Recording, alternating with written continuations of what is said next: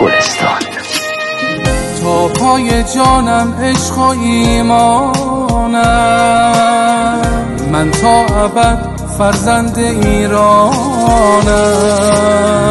فرزند کوروش ها و آرش ها، فرزند ارزش ها و زدکش ها.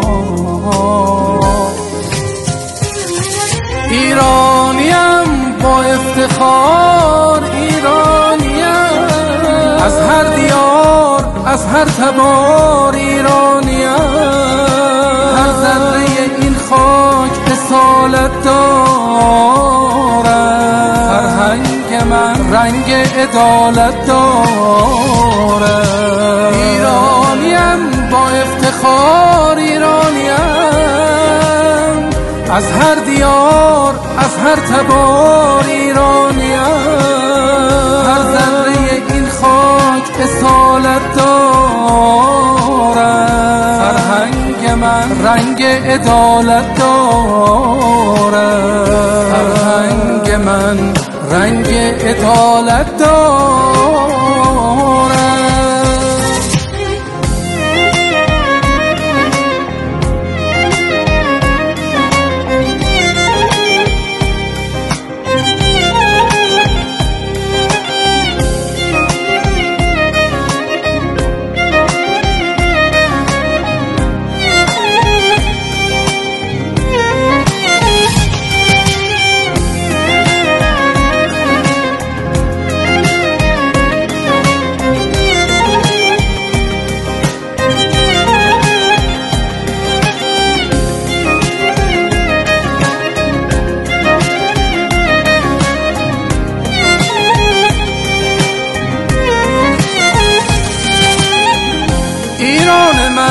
ای قرش شیران من، هر ذره از خاک تو باشد جان من، چشم و چراغ راهمان پندار نی، آیین ما گفتار نی، کردار نی.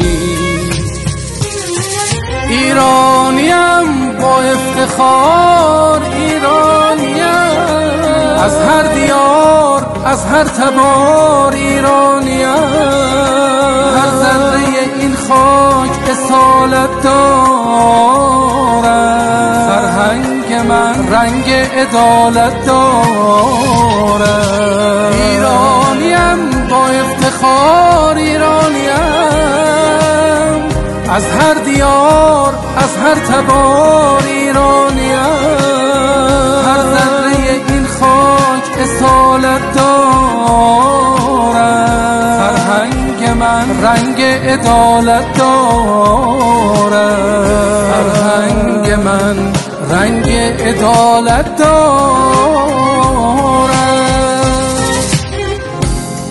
جانم فدای نام تو ای جاودان،